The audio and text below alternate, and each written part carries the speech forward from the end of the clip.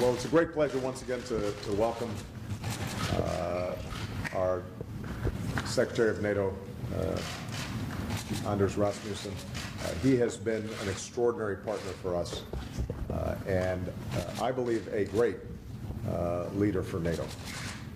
Over the last several years, he has helped to orchestrate a very successful Lisbon summit, a very successful Chicago summit, and in between, he has been able to mobilize and activate NATO members to take a whole host of actions that have resulted in a more secure world and has helped to underscore the importance of this alliance in the 21st century as a baseline whereby the United States and other member nations achieve security for their people. And so I'm very grateful for his extraordinary service. We had an excellent discussion today focused on a number of issues that are of concern to all NATO members and of great concern to the United States. Obviously, at the top of our list was Afghanistan, where the international coalition that has worked alongside our U.S. troops has achieved significant progress, and we are now looking over the next several weeks to a new milestone, one that was set in Chicago, where we are transitioning to Afghan lead for combat operations in Afghanistan. And NATO members and ISAF members will be shifting into a train, assist, and advise mode. We've seen great progress with the Afghan National Security Forces. We want to continue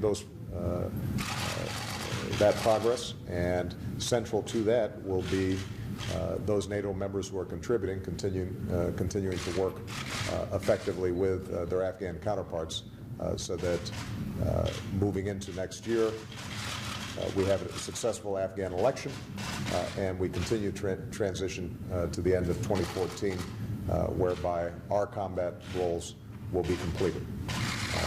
We had an opportunity to discuss not only the planning for the next year and a half, but also what kinds of steps we could take post-2014 to continue to ensure that Afghan security forces are effective and can control their own borders, and that NATO members can be assured that Afghanistan will not be used as a base for terrorism in the future.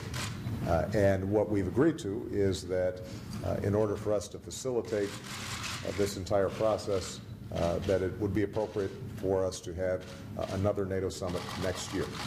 And so Secretary Rasmussen will be working diligently, as he always does, to identify a host country and to plan for a 2014 NATO summit, at which time not only will we be able to underscore this final chapter in our Afghan operations, but also to paint a picture of the future whereby we're partnering with the Afghan government on behalf of the Afghan people and on behalf of world security. In addition to talking about Afghanistan, we also discussed the importance of continuing to improve NATO defense capabilities in a new world with new threats. And Anders has taken the lead, talking with all the NATO members about how we start building up greater and greater capacity and integration. That requires burden sharing on the part of all NATO members.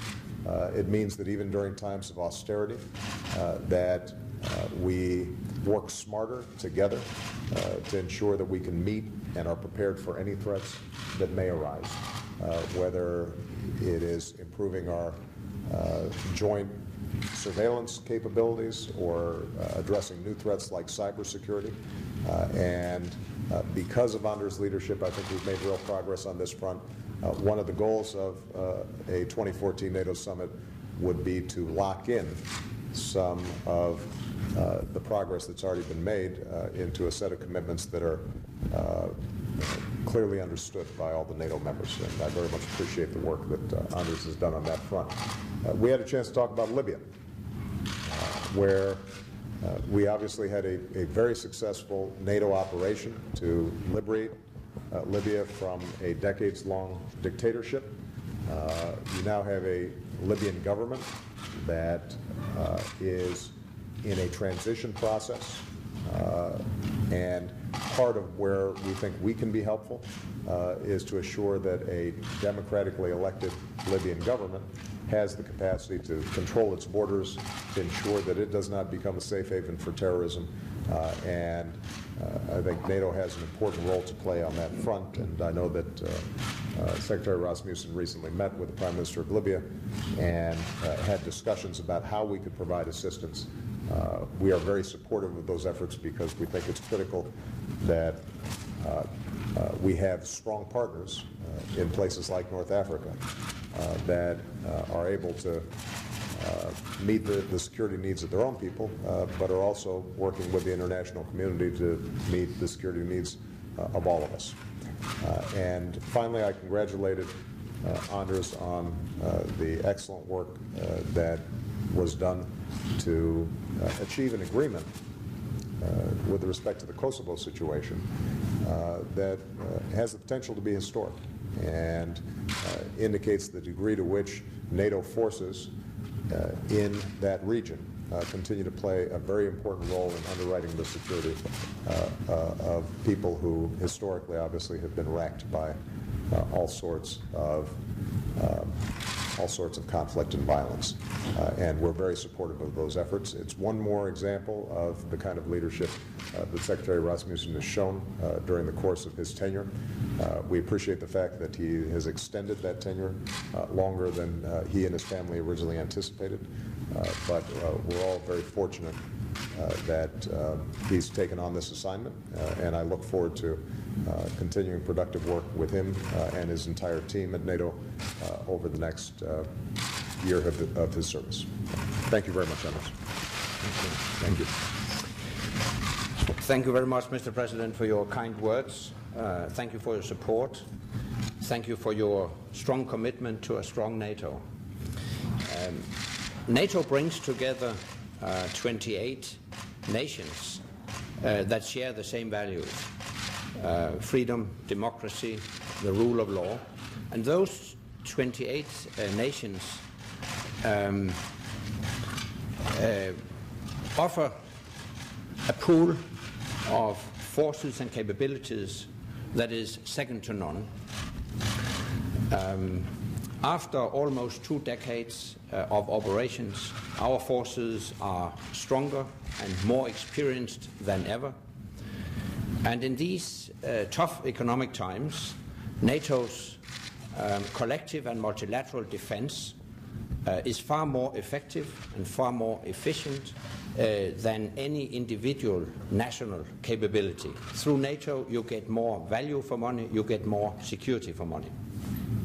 Now, our main operation is our ISAF mission in Afghanistan. Our goal is in sight. Soon we will reach an important milestone. The Afghans will take the lead for security across the country. Our troops will move into a support role. By the end of 2014, our combat mission will be completed. Our combat troops will return home.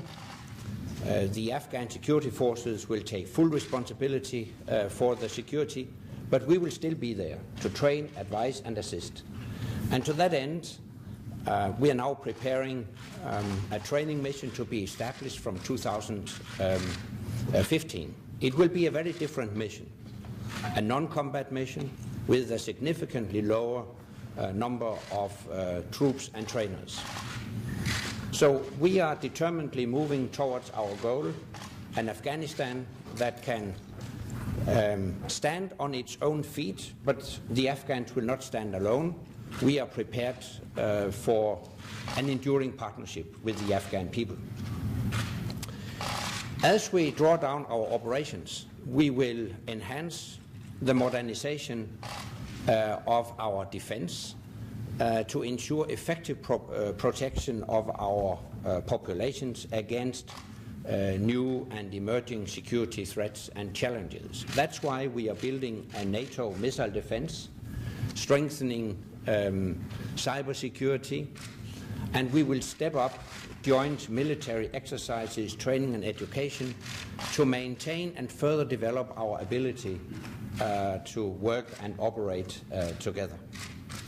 Today, the President and I have discussed this vision of change from a deployed NATO to a prepared NATO, and we look very much forward to further outlining and discussing this shared vision with NATO allies at a summit in 2014.